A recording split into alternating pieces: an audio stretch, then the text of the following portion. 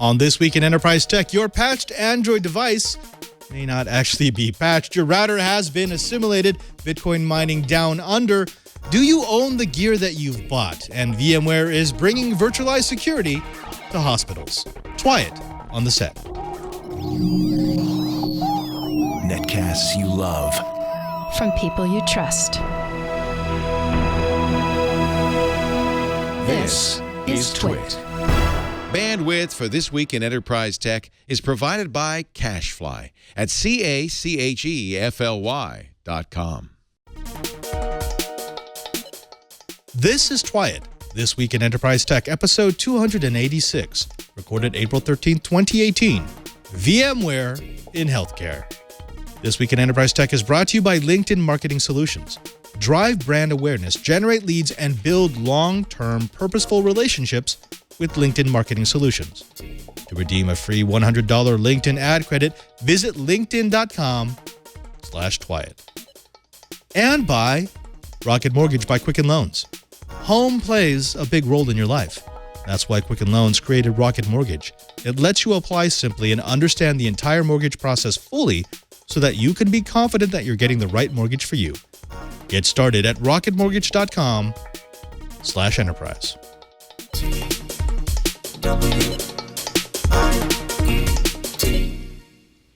Welcome to Twy It, This Week in Enterprise Tech. It's a show dedicated to the enterprise professional, the IT pro, and the geek who just wants to know how the world is connected. I'm your host, Father Robert Ballecer, the digital Jesuit, your guide to all things in the enterprise. But of course, I can't guide you by myself. I'm going to need a little help from my friends, starting with our chief progenitor. That's right, folks. He's got baby number 4, Mr. Lou Maresca. Lou, so Microsoft has a new baby division, right? I'm going to actually start staffing that division pretty soon, so we'll see. This is kind of amazing because when you were first on Twy It, episode 3, as a guest, you were in studio and you had one baby. That wasn't that long ago. So, I mean, you've been working on revisions.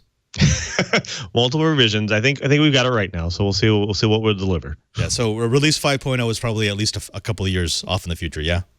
Correct, yeah. But okay, we got to do it. You got to show at least one picture of the baby because otherwise there's going to be people saying, wait a minute, baby? Yes, that's right, folks. We've got a little Lou. Oh, my gosh. Yeah, our TD is a little cynical when it comes to the cost of babies, but okay, we'll go. Lou, congratulations. But of course, it's not just Lou. We've got my very good friend who is currently, I'm going to say homeless. Yeah, he's homeless because he's going from house to house. He's trying to find his place. That's right, it's Mr. Curtis Franklin. Curtis, how's the house hunt? Well, the house hunt may well be over. It looks like we are in process. The process of buying a house requires pound upon pound of papers to be passed back and forth. We're in the process of doing that. So ideally, and with a little bit of luck, before too long, I'll be coming to you from a new studio in the City Beautiful.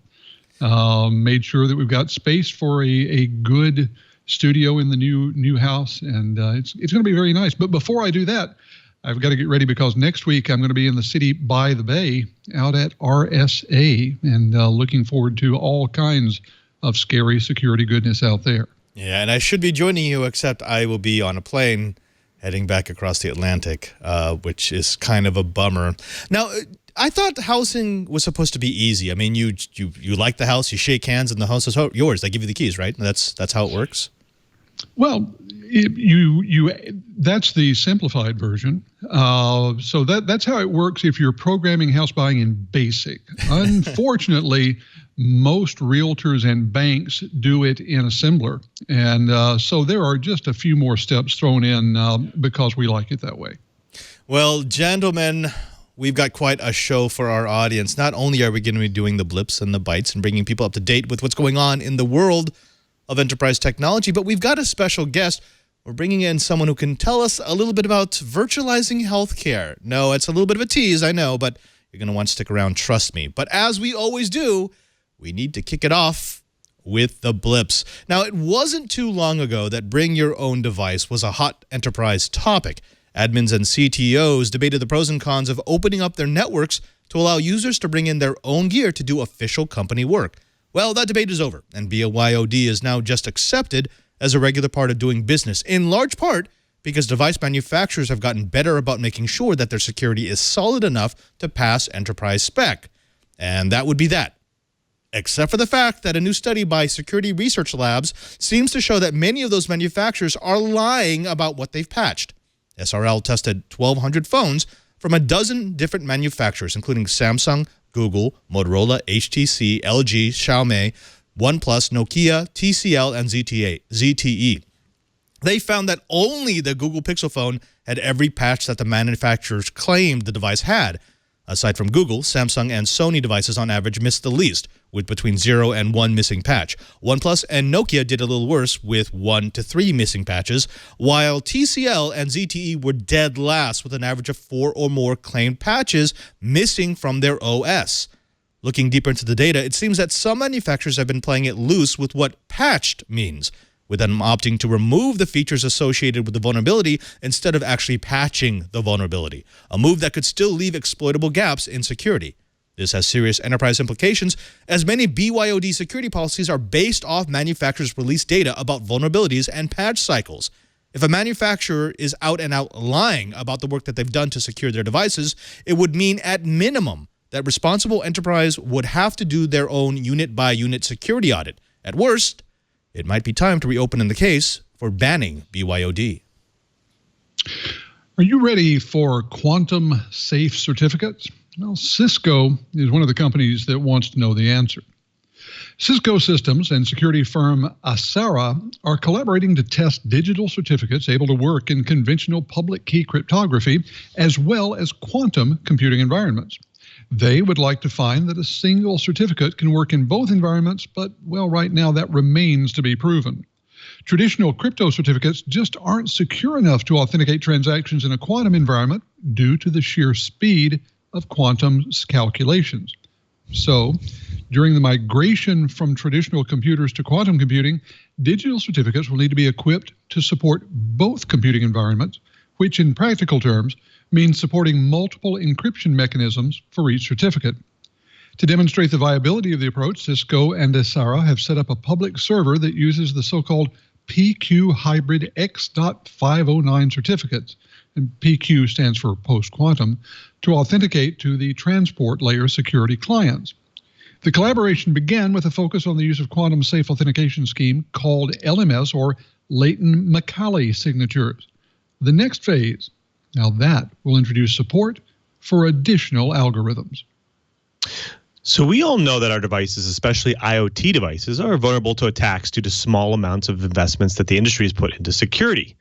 There have been security researchers out there that we talked about our home routers being exploited and so on, but the claims have been mainly academic. But what we haven't seen yet is the massive attack or exploits of epic proportions. Well, surprise, this past week, Akamai has published new findings that they've observed attacks of routers and video game consoles that are actively exploiting some of the security holes in our devices, especially in older network protocols like Universal Plug and Play, or UNP.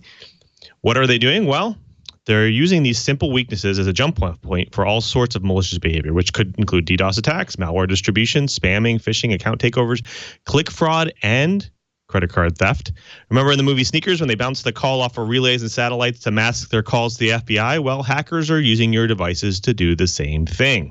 They're creating elaborate proxy chains that cover their malicious tracks and create what Akamai calls multi-purpose proxy botnets.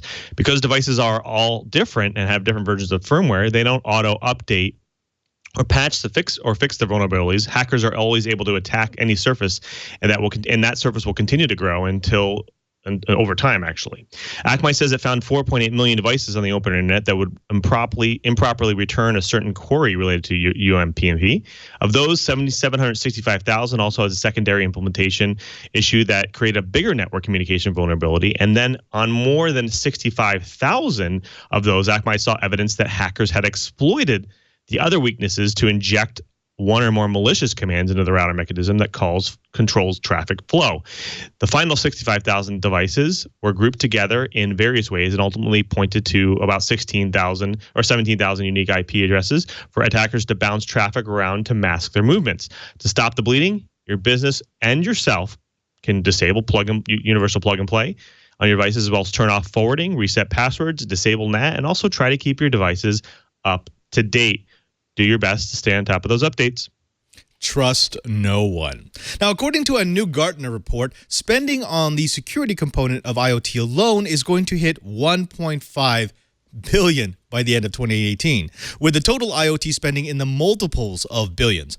Perhaps it's then no surprise that Splunk, a darling of IT admins looking to unlock the data in their logs, is looking for a piece of that fortune.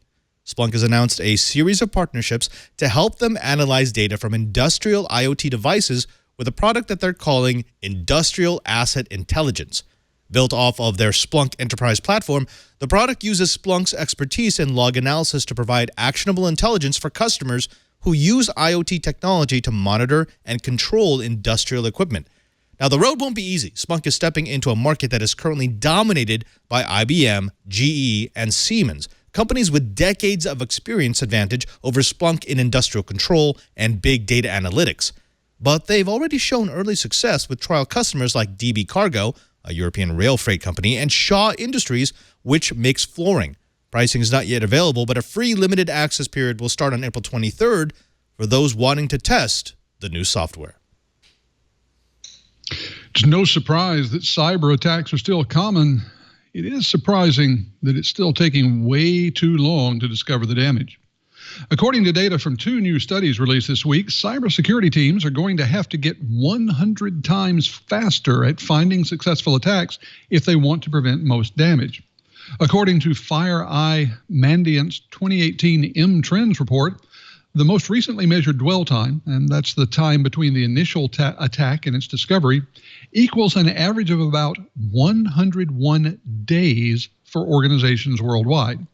Bad news is that's up 2 days since last year, but if you're looking for good news, it's that the number has come down significantly from 416 days back in 2011.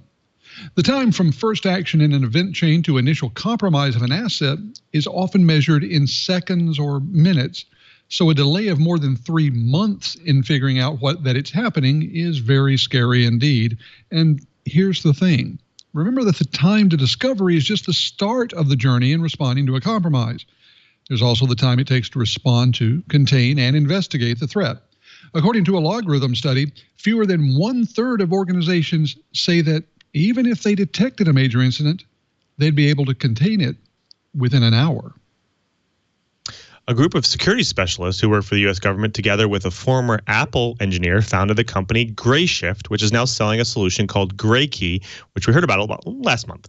GrayKey is a device with a turnkey method for unlocking most of the iPhone, iPad, and iPod models on the market today. The list of features includes unlocking deactivated phones, breaking 4 to 6-digit pins, full file system copying, and compatibility with the latest iOS versions.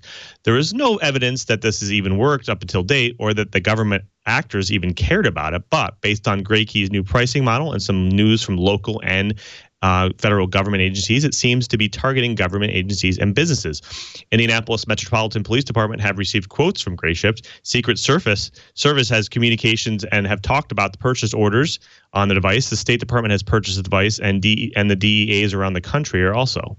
Grayshift has put together a pricing model where it has 2 pricing tiers, a web version that can be used for unlocking 300 unique devices at a mere $15,000 per year. They also offer an offline version that can be used for unlocking unlocking unlimited devices for just $30,000 a year. What devices? Well, iPhone 5S all the way up to iPhone 8 and iPhone X, including all the devices using iOS 10 and iOS 11.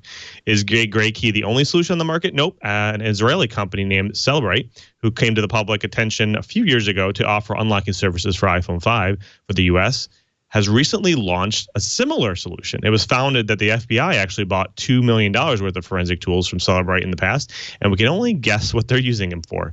Apple has yet to publicly react to the vulnerabilities that they allow for unlocking. Even though this is a bit scary in today's privacy landscape, this seems to be a ticking time bomb type of backdoor, since the process will be a phone is released, companies such as Grayshift look for ways to access the device, for a time their tools and exploits work, and then the phone manufacturer issues a fix, plugs the hole in the new operating system version, and everything goes away, rinse, and repeat the cycle. The best thing for you to ensure your passwords are long enough, hold back things and that you don't want to put on your phone, obviously. Make sure your passwords are 15 plus characters or something harder. Remote wipe enable wipe, especially when you lose it. But I think it might be time for Apple to implement some kind of a duress fingerprint, passcode or passpin, which is like a silent alarm that will wipe the phone in about X amounts of seconds. This will kind of be like this message will self-destruct in 5 seconds. Now, in the past few weeks, we've heard a few stories about Bitcoin mining companies moving around to find the underutilized power grids and the best possible energy rates. Most of the stories have ended with angry locals wondering why they were subsidizing the power needs of out-of-towners who were contributing nothing to the local economy. Outrage, rinse, repeat. Well, one company has looked at the power problem and come up with a novel solution. Instead of moving around to find towns and cities with cheap power, why not just move into the power plant? That's what Australia-based IoT Group is doing with the Blockchain Application Center. It's an initiative to reopen shuttered coal-fired plants to sell the power to companies that are offering blockchain-based services at wholesale or pre-grid prices. The first such project is a partnership with Hunter Energy to recommission a power station 2 hours north of Sydney, Australia.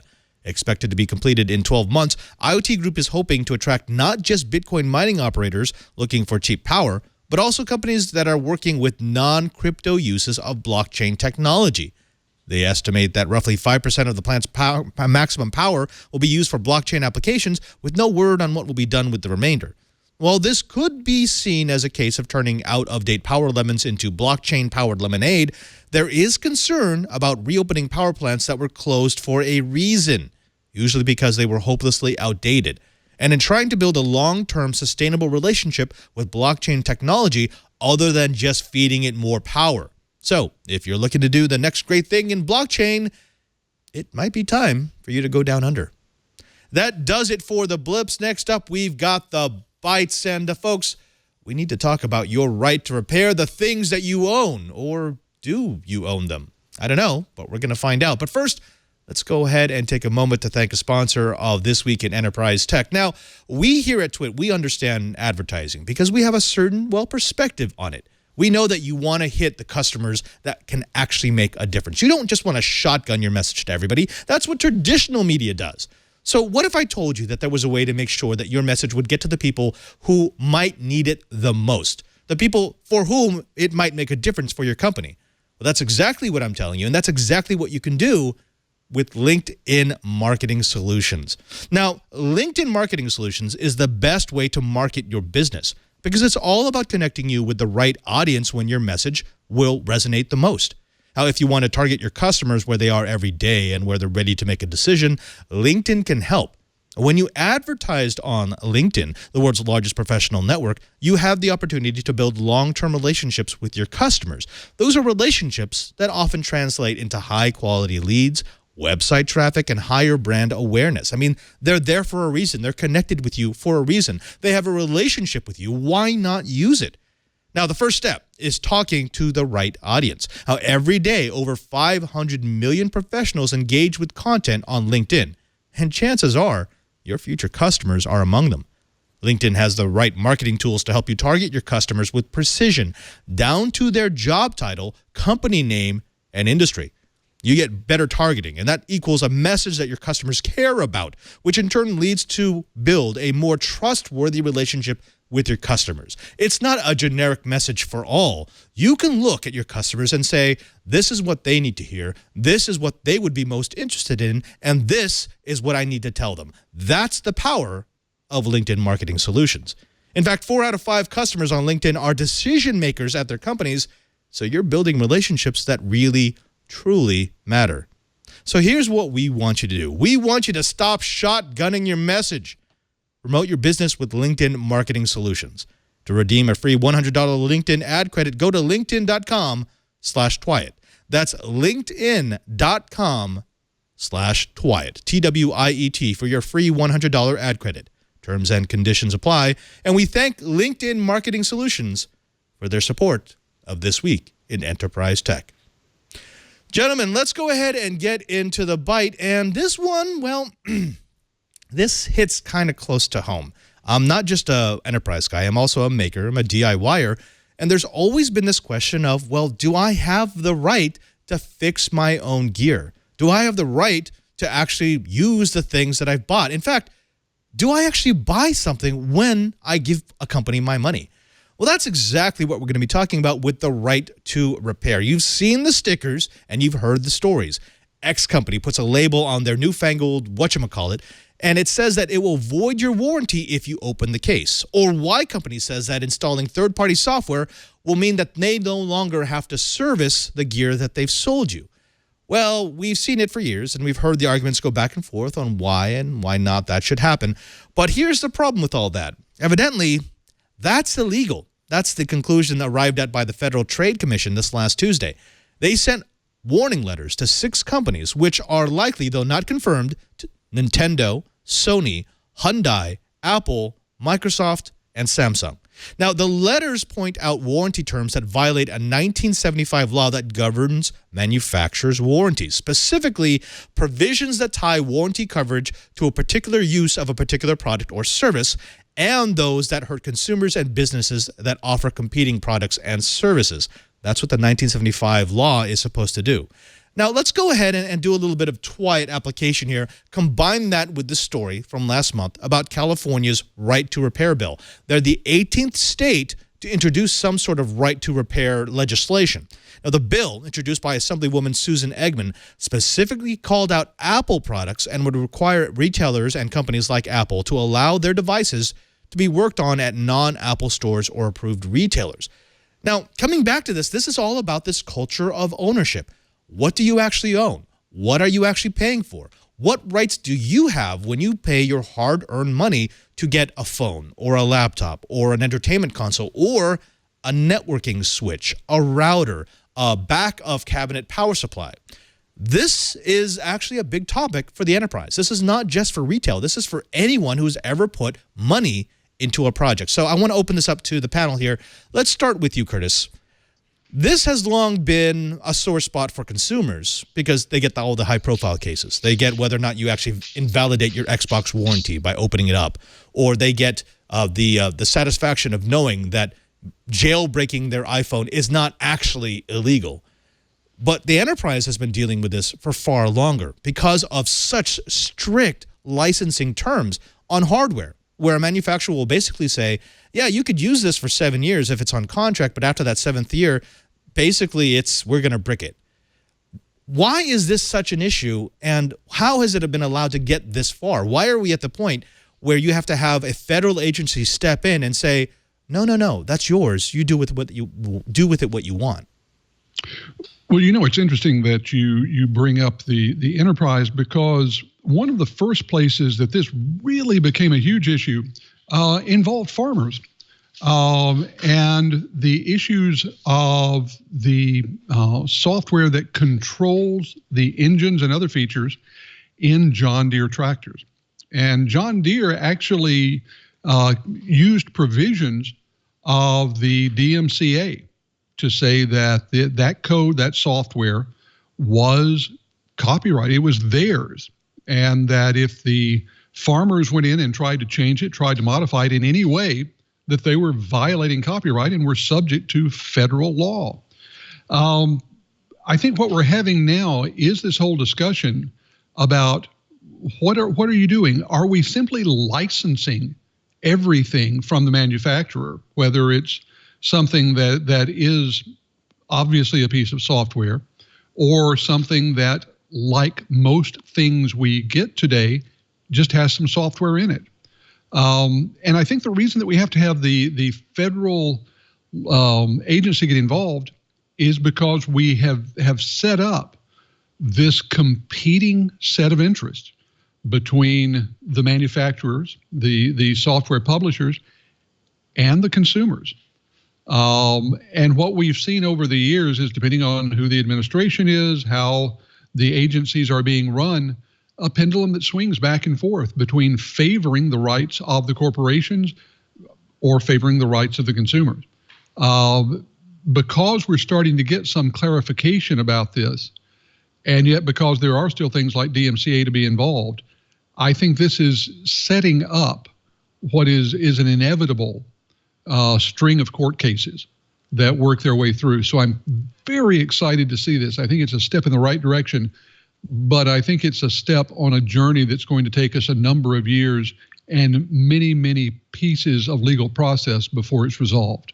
Yeah, and I'm glad that you brought that up, because I actually set this up in sort of a devil's advocate view, because I know it's very easy to rail on corporations. It's very easy to look at them and say, well, yeah, I paid for it. I can do anything I want with it. However, I think all of us, if we're being reasonable, understand that there's a limit to what you can do. For example, Eric Duckman in the chat room brings up the fact that you're not supposed to replace any of the chips inside of your engine control unit or in the CAN, the controller area network that runs your car, especially a modern car where everything can be controlled by the computer. Well, I understand that, because if you do modify something and it causes a crash, that's your fault. You did that. That wasn't the manufacturer giving you bad hardware. That was a change that you made. However, that's different than remember when Apple came out, when the jailbreaks were first starting to come out on the original iPhone. Their argument was that if you jailbreak your phone, you might take down the cellular network.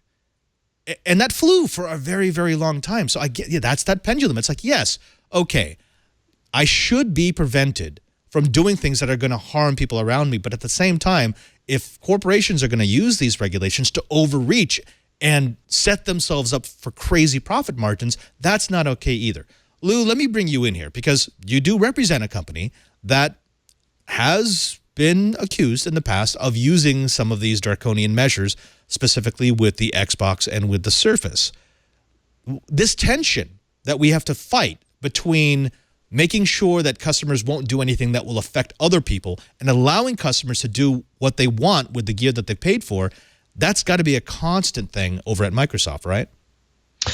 Yeah, I think any device company kind of runs into this kind of pendulum effect. I'm not sure what they're thinking with Microsoft perspective, but I do know that with car companies especially, they are, they constantly offer. Some companies offer the aftermarket capabilities. Some companies do not. Some companies embrace that. Some companies do not.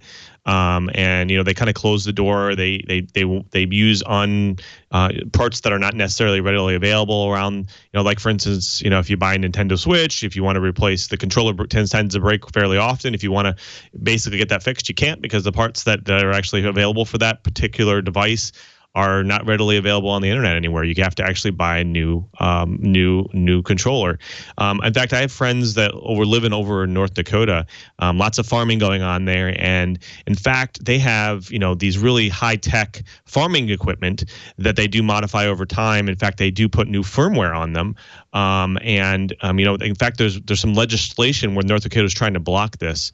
A couple friends over there were telling me that this is something that's big, because by modifying the firmware, they allow the devices to do different things that they need them to do. And the manufacturer doesn't actually allow that. And so it can kind of go across to any market. But again, I think that sometimes the positives tends to sometimes outweigh the negatives here. Some companies embrace it and they make lots of money over selling parts. I mean, they can sell parts for any prices that they want. And especially since they're coming from the manufacturer, they're considered first party. So I think it's kind of, again, like you said, it's a pendulum effect. Yeah. And you remember that the original 1975 law specifically dealt with cars. At the time, it was standard practice for manufacturers to say you could only get your car serviced at an authorized service station. And they had all sorts of tricks, from holding back diagnostic manuals to making sure that those small repair shops couldn't actually get the tools to service engines and transmissions. And then they made you go to the more expensive place. Well, at that time, we got together as a society and as a group of lawmakers, and we said, no, that's not right. If they've got the knowledge to fix a vehicle, they should be allowed to fix the vehicle. If you paid for a car, then that company that sold it to you shouldn't be able to tell you, we will only let it run if you continue to pay us money. And we've seen analogs to that all the way down the line. I mean, let's look at inkjet printers. Inkjet printers is one of the more recent phenomenons. And then we could all go into networking switches and how those licensing arrangements from HP and Cisco are set up. However, and Lou, I want to throw this back over to you, because we've been talking a little bit about this pendulum a lot. Where is the right spot for that pendulum to land? I do want to make sure people can do what they want with the gear that they've purchased, but at the same time, especially in a more connected world, one bad device can lead to really bad ramifications. We've seen it in the blips when we were talking about routers. Really poorly maintained routers can harm the network in general. So at what point do you say the common good outweighs your need to be able to do what you want? Simple question. Super simple question. It's kind of it's almost like a religious war here. I think think about it from the open source software perspective. This is a constant thing that they're constantly fighting is, hey, like if the source is open, people can modify it. It tends to be more secure. It's easier to use. It's easier to expand and create new functionality and get it to do what I need it to do. But it also means that you sometimes take risks for low quality, low performance software because people don't pay attention to that when they're building these things.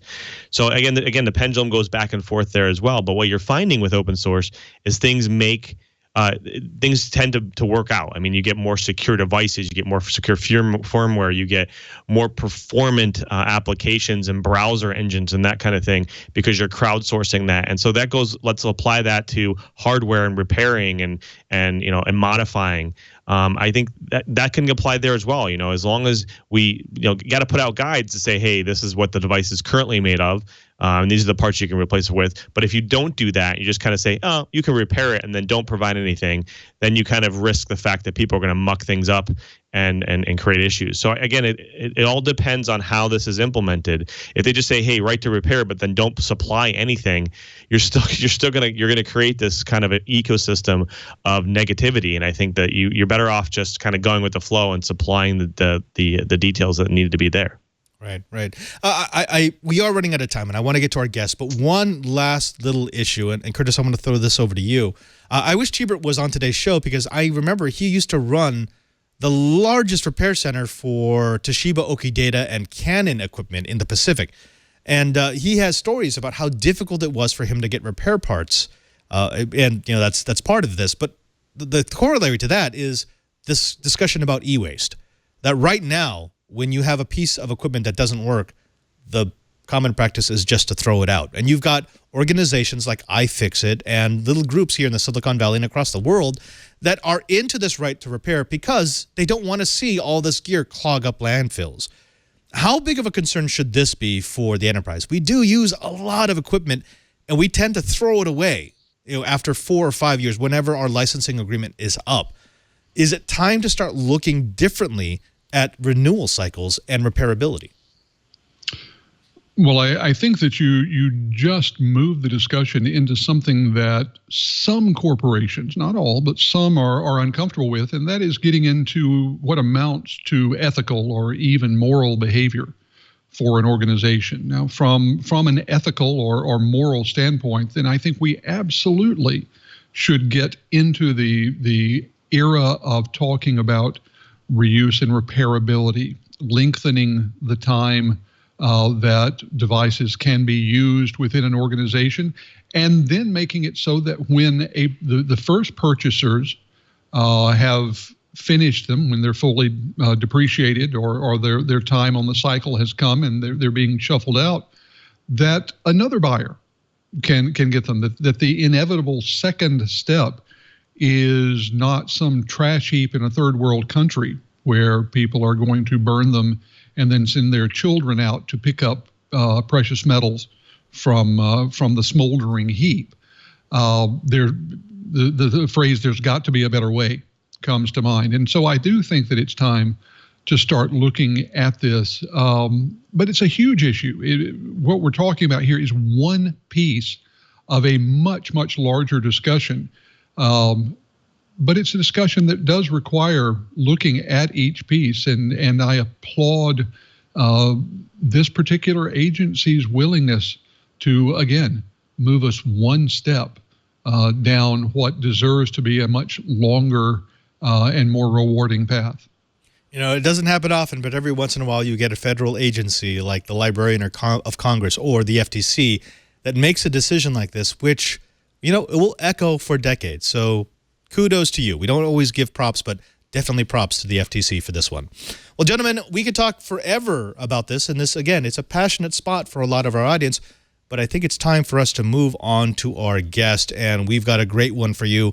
We're going to be talking a little bit about healthcare and what you do with that data in a virtualized network. But before we get to that, let's go ahead and take another moment to thank a sponsor of This Week in Enterprise Tech. Now, let me ask you a question. If you recently had to buy a home, if you recently had to take out a loan, Did you enjoy the process? Did you like going into a bank and talking to a complete random stranger, trying to prove to him or her that you were worthy of a loan, that your business idea was good, that you actually had income? Well, probably not, because that process is old. It's outdated. It's not the way we do things in a digital world.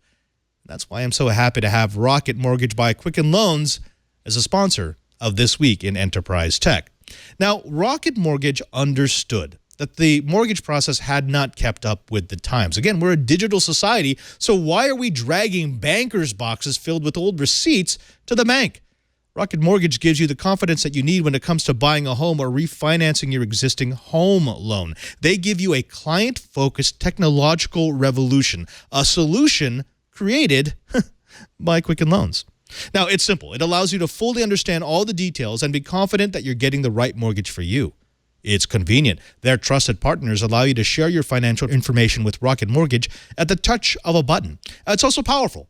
Whether you're looking to buy your first home or your 10th, Rocket Mortgage is able to perform thousands of calculations in just seconds. And with those calculations, based on your income, your assets, and your credit, Rocket Mortgage can analyze all of the home loan options for which you qualify and then find the one that's just right for you. It's Rocket Mortgage by Quicken Loans. Apply simply, understand fully, mortgage confidently. To get started, go to rocketmortgage.com/enterprise. That's rocketmortgage.com/enterprise. Equal housing lender licensed in all 50 states. NMLS consumeraccess.org number 3030. And we thank Rocket Mortgage by Quicken Loans for their support of This Week in Enterprise Tech. Let's get to my favorite part of every show, and that's when we bring a guest to drop some knowledge on the Twiat Right. And we welcome to the show Mr. Chris Logan. He is the Senior Healthcare Strategist over at VMware. Chris, thank you very much for speaking with us on This Week in Enterprise Tech. Well, thanks for having me. Now, you've got a long and storied history in the IT community. You've been in this business for 18 years, and your main focus has been delivering information security and privacy in both an operational and strategic capacity. And there's very few people who have that sort of combination of skills. But I have to ask, and I'm going to have to ask on behalf of my audience, why should I be concerned about healthcare strategies in VMware? Why does VMware have this department? Well, it's an interesting question that you ask, and it's a very timely question because healthcare is transforming.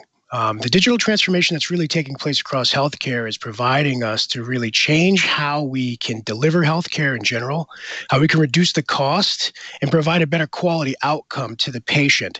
And that's really grounded in the fact that, first and foremost, the data has to be protected. If you think about how you walk into a healthcare setting or a provider setting today, they're going to use some form of data, whether it's generated by them or by you as the patient, to treat your sickness or your ailment. So right now, we're at this crossroads where data is the most important aspect of healthcare delivery. And VMware has been on the cutting edge of really transforming digitally just organizations in general. But now we're really starting to dip our toe into the security and the privacy aspects of it and ensuring that confidentiality and that integrity and the availability of the data is there, ready to be used to provide the best quality outcome for a patient.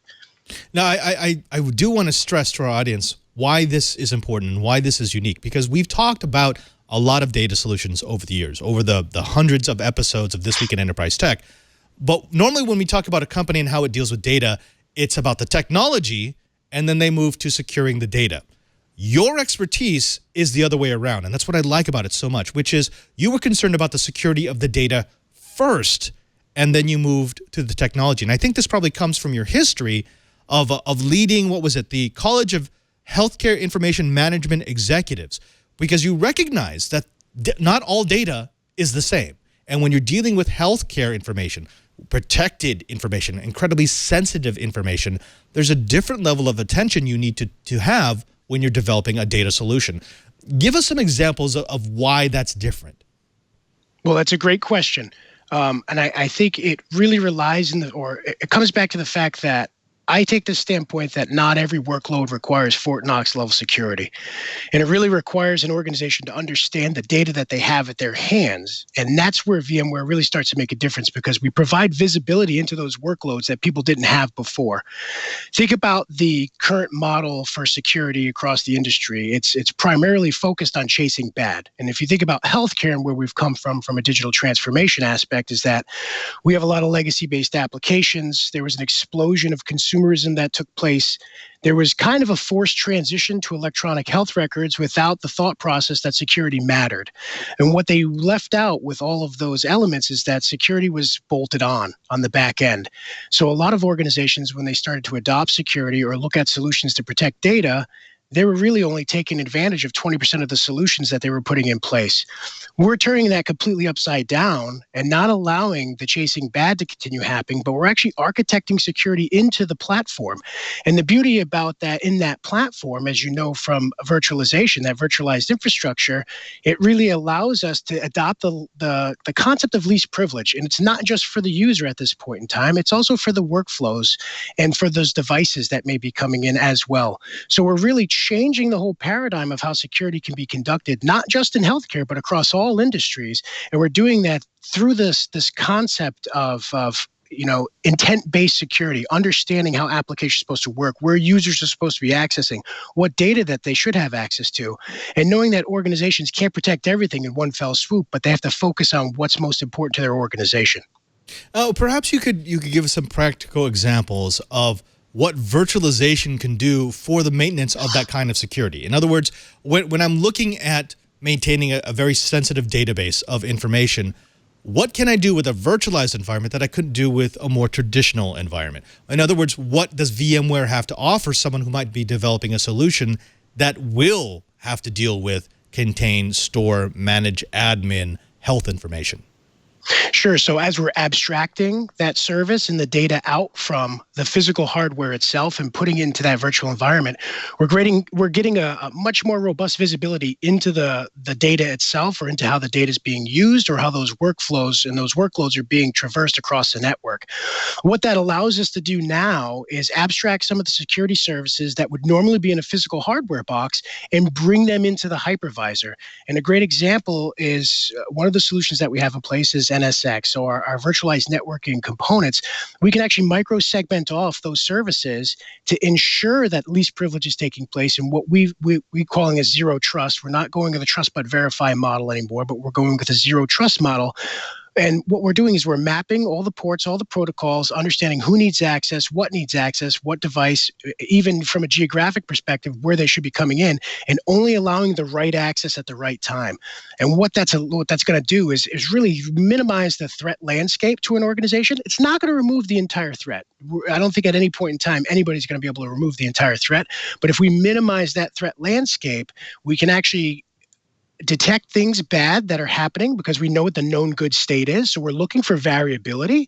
And then secondly, we can respond in a much more timely manner, and we can isolate that traffic. And we're not just doing it ourselves. And one key takeaway here that I want to give about VMware is that we realize that we're not the end all be all. We do rely on an integrated ecosystem of partner organizations, because there are just some things that they do better than we do. And what we want to do is extend those services to those partner organizations to create a much more secure environment across the entire enterprise. Right. Oh, we've got Emily Lestrange in our chat room. She's a longtime listener of the show, and she's wondering, wait a minute, this sounds like what VMs do in general. VMs are very good at segmenting off information.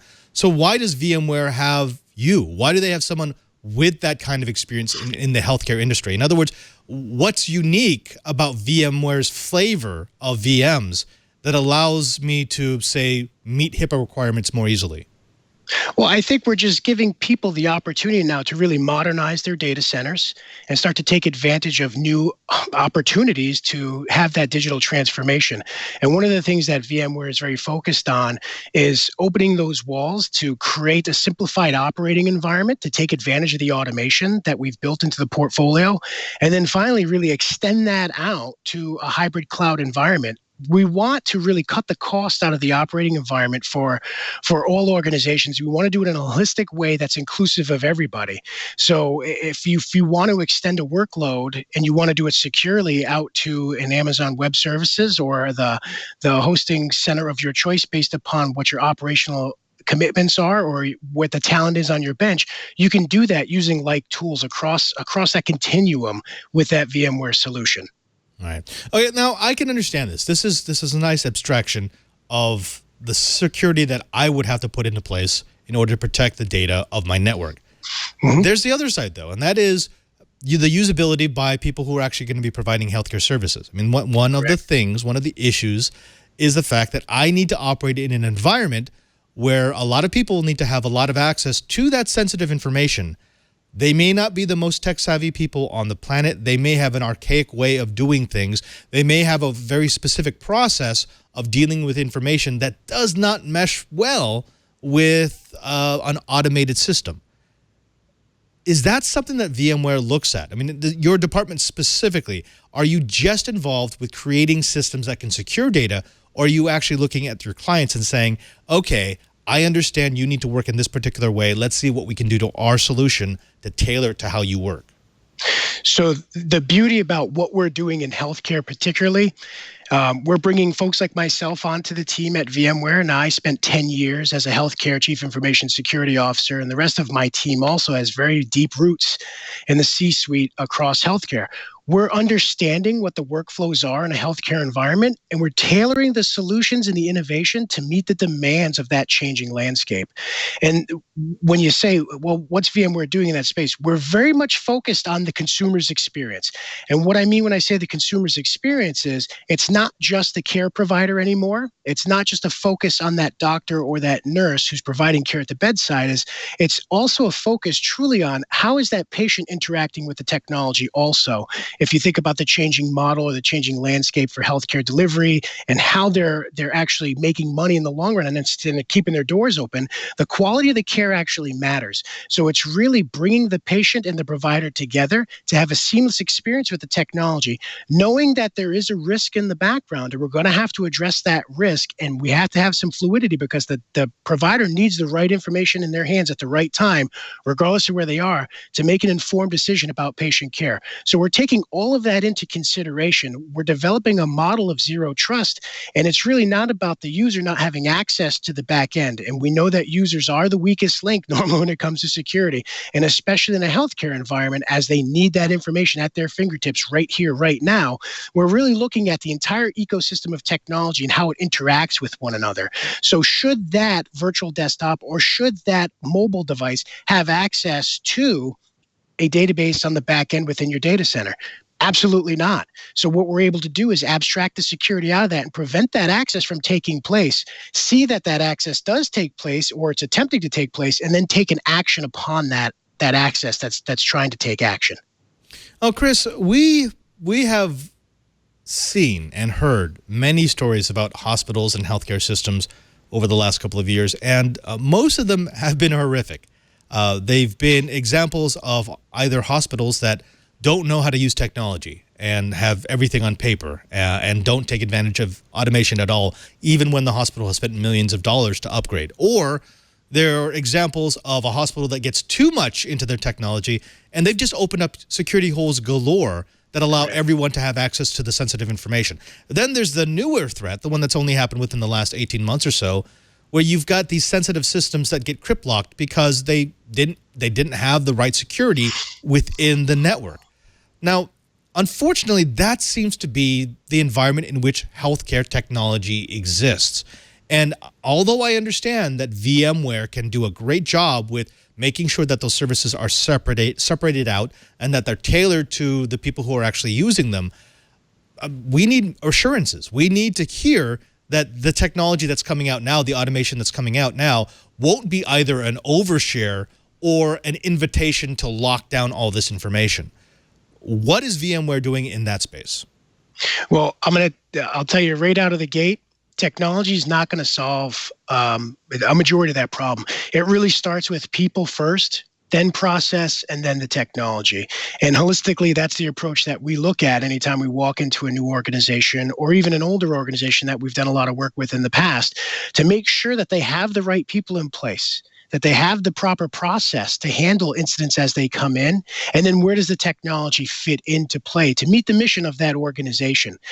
And I'll be the first one to tell you, there is never a silver bullet to security. There's never a silver bullet to automation. It can cause problems in the long run, but if you do it correctly and start with the people, then the process, and then layer in the technology, you have a much more higher success rate than those who adopt the technology much more quickly and don't look at the people in the process. All right. I want to go ahead and bring my co-hosts back into the conversation because I've been watching them thoughtfully bombing their heads in the preview monitor. Luz, let's start with you. We did have a discussion earlier about how IoT is continuing to grow. IoT security is continuing to grow, which is fantastic because that's been long lacking. But IoT is also a hot healthcare topic. It's an area in which they're realizing, wow, we can tie all of the sensor data back into a database and it can be protected just like any other HIPAA-protected database. What do you think VMware could do for that, to bolster those efforts, to make sure that IoT security is included and IoT functionality is part of the package? I think anytime you distribute security and you create abstraction layers, you're going to add layers of security to the device. And so I think that that's kind of where VMware can come into play. There is you're adding a layer of abstraction, you're adding an additional layer of security that doesn't need to be maintained by the user. You're definitely making things more secure. So this third party services, there are some out there that do this already, where data is not just stored on the device and so on and so forth. But in the same sense, getting this ability to virtualize that makes things better. So I think there's always a sense and there's always a capability to add more layers. Right.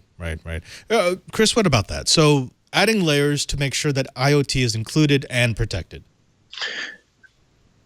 So I want to make one clarifying point, because when we talk about IoT in a healthcare setting, I like to actually call it IOMT. So it's the Internet of Medical Things. And it's two very, very different categories. So we have the legacy-based medical devices, which is top of mind for most health systems today, just because the nature of the vulnerabilities that are impactful within those devices, some of the FDA guidance that protects those manufacturers. And then if you go to the other side of it, we have the standard IoT-based things, which aren't medical devices per se, but hospitals have been using for a long, long time. And I'll give you a classic examples that we used to monitor the temperatures in our refrigerators that housed our cancer medications. We paid very close attention to them because those drugs cost a lot of money.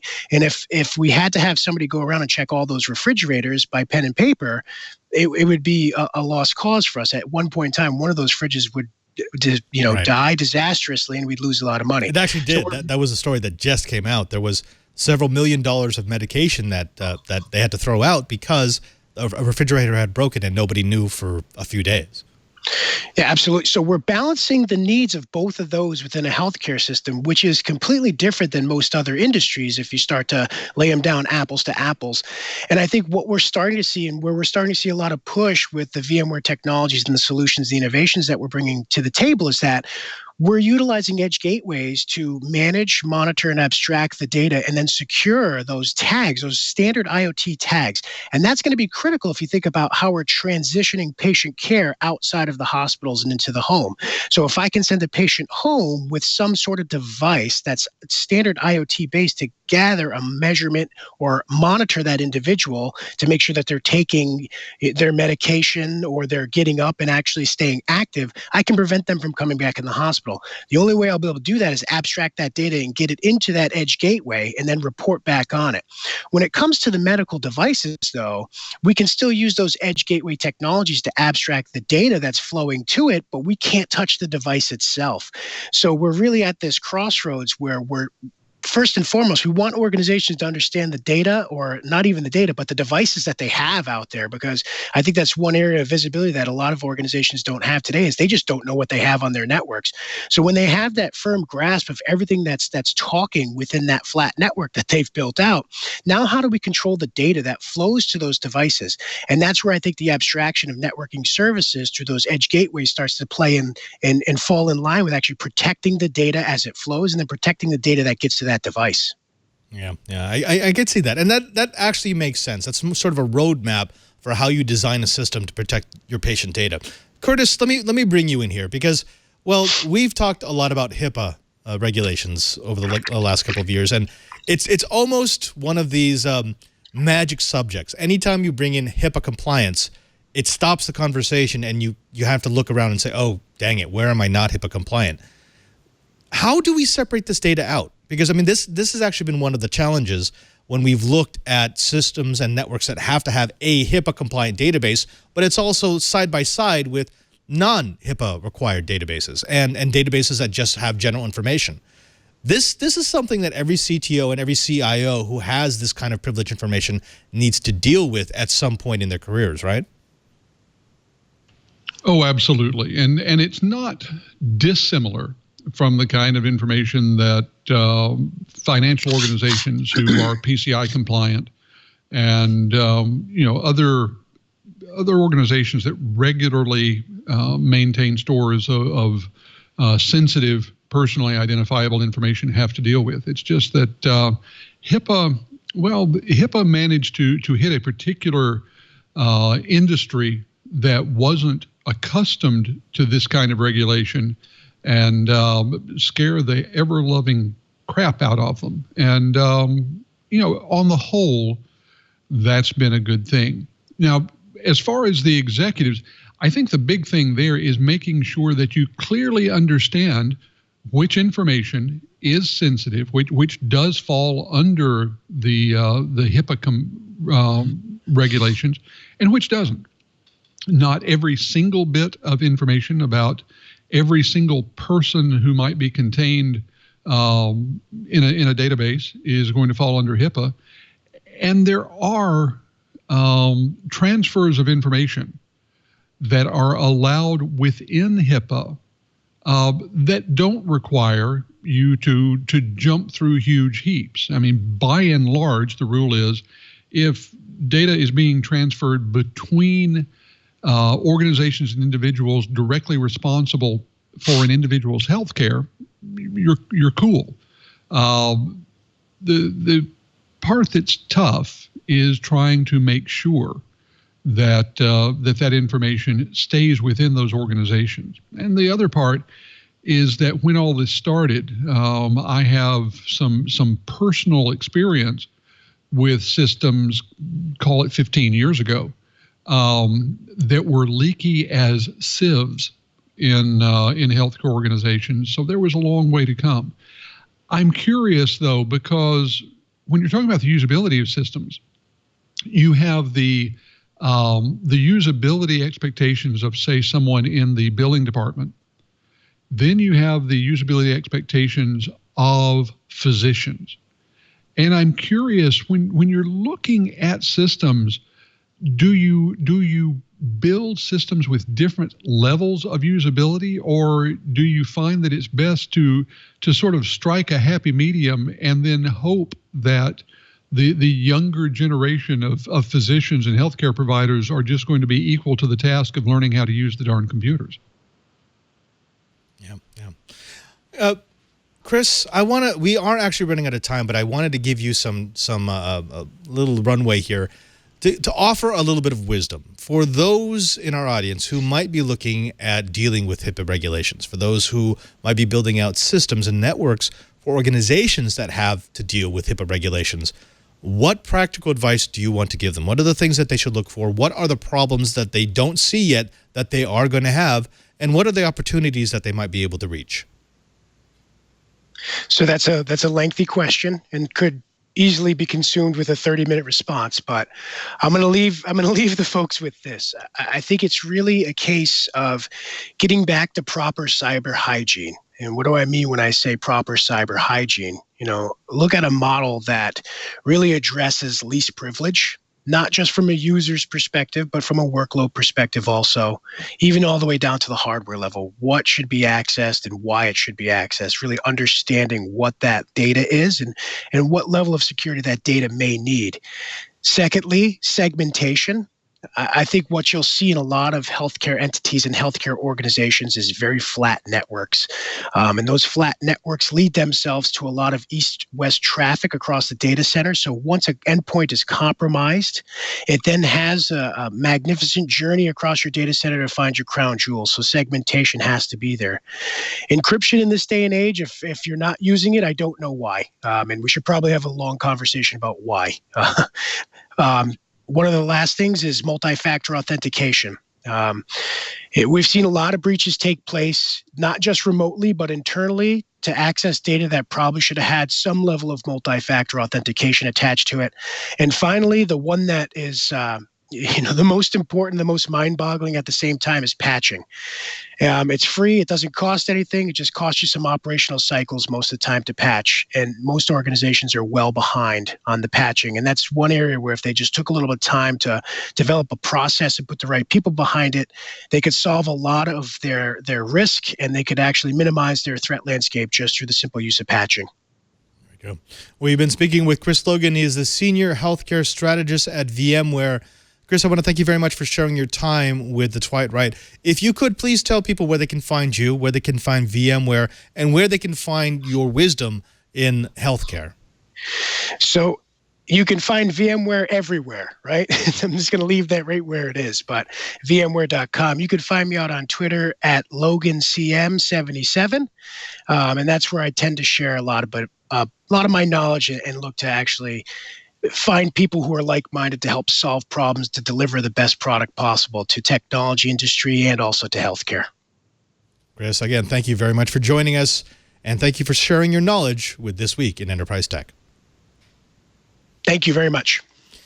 And folks, you've done it again. You've used up another hour listening to the best dang enterprise podcast in the universe. That's according to 9 out of 10 unsecured HIPAA-containing databases. I want to thank everyone here who makes this show possible, especially to my co-hosts, without whom I would not want to do this show. Let's start with you, Curtis. Where can people find you, and what are you up to other than making sure you get into the right home? Well, the best place to find me, of course, is Dark Reading. I'm writing once or twice a day over there, and I am tweeting. So if you want to know when I'm writing, please feel free to follow me at the Twitter handle that's down there. One of the things that I'm going to be doing, as I said, I'm going to be at RSA all next week. I'll be tweeting from there, and I've got a story coming out next week, probably Wednesday morning. Can't say too much about it, but it looks at a fascinating group of cyber pirates and what was done to find them, what they're doing, and why they are still in action today. So be looking for that over at Dark Reading. And if you're going to be in San Francisco at the show, please look me up. Always happy to shake the hand of and say hello to members of the Twilight Riot. And I wish I could be there with you. You're going to be in my hometown, and I will be out again. And by the way, just remember, the last day of VMworld coincides with the big marijuana celebration in San Francisco. So you may want to avoid Golden Gate Park. Just going to throw that out there. Just going to say, because I'm not sure how good that is for security. Yeah, it's fire. Also, we need to thank Lou Maresca. Now, Lou, I have it on good authority from communications I've received during the course of the show that you're actually going for kids number 6 soon because you want a complete basketball team plus the bench warmer. When can we expect to see Team Maresca take the court? I think that the baby making machine is going to slow down here. I think that's going to happen because we are running on just kindling here. So we'll see what happens. We'll see how that happens in the years to come. Oh, where can people find you and your work? So you can always find me on Twitter at LouMM, and of course all my work at Microsoft is dev.office.com. And of course, get ready for Microsoft Build on May 7th. All that cool stuff coming out from there as well.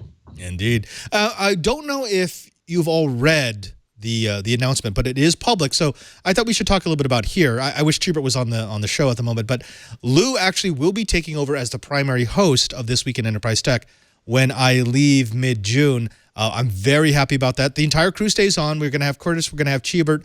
It's nothing that you haven't seen before, but Lou, I'm very interested in finding how you're going to tweak the show to match your personality. What do you got in store for the Twilight Ride? Well, I've always wanted to target a little bit more of the startup industry as well from the enterprise perspective. So that's maybe we'll kind of integrate a little bit of that into the show as well. That'll be a lot of fun. Lou, Curtis, thank you so very much, and thank you for all the wisdom that you shared with This Week in Enterprise Tech. Also, thanks to you. That's right, you, the person who's watching, the person who's listening, the person who drops in every week to get your dosage of enterprise goodness. We wouldn't have a show without you. We want to make it a little easier for you to get your Twiet dose. Just go to our show page at twit.tv/Twiet. That's TWIET, This Week in Enterprise Tech. There you'll find all of our back episodes, where you'll also be able to download those episodes and see the notes. If there was a story that we covered that you want to read more about, if there was a guest that we had that you'd like to contact, that's the place to go. Again, twit.tv/Twiet. And as long as you're there, why not subscribe? You can get an audio version, a video version, or a high-definition video version automatically downloaded into your device of choice. And it's a great place to support the show and perhaps share it with your friends. Also, don't forget that you can find me on social media, specifically on Twitter. Go to twitter.com/PadreSJ. Follow me, and you'll see what I'm doing when I'm not working here at Twit. Like, for example, having a nice hot cup of Fus Rota. And if you don't know what that means, you need to look it up because it's hilarious. Also, don't forget that you can see all the goodness here every Friday live at 1:30 p.m. Pacific, live.twit.tv. And if you are watching live, why not jump into our chat room at irc.twit.tv. You'll notice that we take questions straight out of the chat room. It's a great way for you to be involved with the show and actually ask questions of our guest. Finally, thanks to everyone here who makes the show possible, to Lisa and Leo who have let us continue to do Twilight for all these years, to our engineering crew, Alex and John and Burke, who make sure everything's plugged in, and yes, to our technical director, our TD, Kevin, the Shark. Kevin, do you got an open mic? Because this is normally the time when I offer you a chance at redemption to see if you were paying attention to the show. I'm here. All right, here we go. So here's a little bit of a wisdom coming from today's show, and that is, when you're looking at VMware, what is their premier show that happens every year that displays all the new advances in VMware technology, security, and policy? It's called Google faster. NSX. Wow. Okay, this is not just look at random parts of the doc and read them off. I'm sorry, the answer you were looking for was VMworld, which will be happening at the end of August this year. Oh, yeah. And I'll be there. It'll be fantastic. Kevin, maybe next week. Until then, I'm Father Robert Ballecer, just reminding you that if you want to know what's going on in the enterprise, just keep quiet.